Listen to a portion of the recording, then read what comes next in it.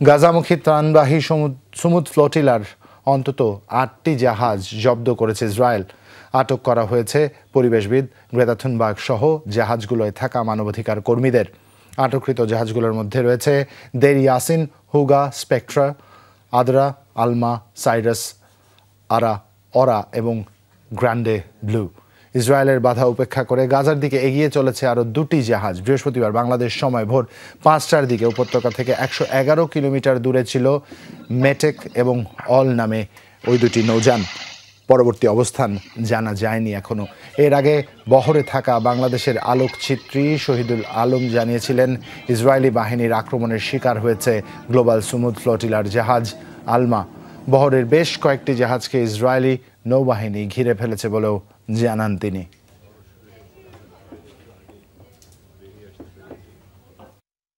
আমরা কনসিয়েন্সে আছি। এই মাত্র সংবাদ আসলো যে আলমার উপর আক্রমণ হয়েছে। খানিকক্ষণ পরে ওখান থেকে সিগনালে থেমে গেল। এখন আমরা সবাই এখানে জড়ো হয়েছি, সবাই উদ্বিগ্ন। এখানে বসে বিভিন্ন জায়গা থেকে আমরা রিপোর্ট দিতে চেষ্টা করছি। আলমা একদম শুরুর দিকে ছিল, আমরা শেষের দিকে।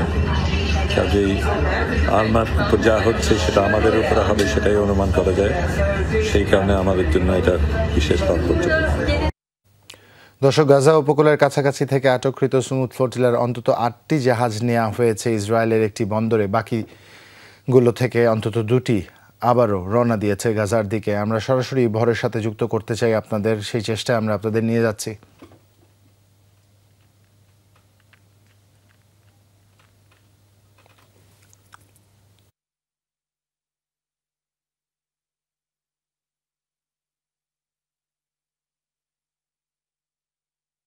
দর্শকেরই মধ্যে আপনাদের জানিয়েছি অন্তত 8টি জাহাজকে আটক করে এটি বন্দরে নিয়ে যাওয়া হচ্ছে। এর মধ্যে একটু মনে করে দিতে চাই, আটক হয়েছেন গ্রেটা থুনবার্গ, মান্ডেল ম্যান্ডেলা সহ নৌযানগুলোতে থাকা সকল মানবাধিকার কর্মী। তাদেরকে আশদোদে নিয়ে যাওয়া হয়েছে। কেউ ফিরে যেতে চাইলে ফিরে যাবে, আর না চাইলে সরাসরি কারাগার।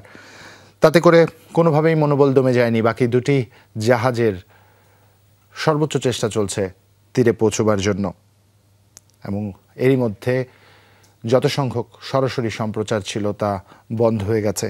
এর আগে বেশ কয়েকটি জাহাজের যুক্ত ক্যামেরা থেকে আপনাদের দেখাবার সুযোগ হয়েছিল আমাদের। যমুনা টেলিভিশনের অনলাইন সামাজিক যোগাযোগ মাধ্যমে নিশ্চয়ই আপনারা দেখেছেন। কমতে কমতে এই মুহূর্তে 2টি মাত্র জাহাজ দেখতে পাচ্ছি যারা তাদের অবস্থান থেকে যুক্ত ক্যামেরা দিয়ে সরাসরি সম্প্রচার করছে। সর্বশেষ যেই অসমর্থিত সূত্র আমাদের কাছে এসে পৌঁছেছে, সেখানে মাত্র 50 নটিক্যাল মাইল দূরে অবস্থান করছিল 2টো জাহাজ। মাআব এবং রিম সহ ক্ষুধার্ত শিশুরা ফিরে যাবে এই মাথায় রেখে জাহাজগুলো যাত্রা করেছে। আপনাদের একটু মনে করে দিতে চাই, 50টি জাহাজের এই বহর রওনা হয়েছিল গাজা অভিমুখে। সর্বশেষ যে অবস্থান আমরা জানি, তাতে করে স্বস্তিদায়ক একটি পরিণতির প্রত্যাশা করছি সকলে।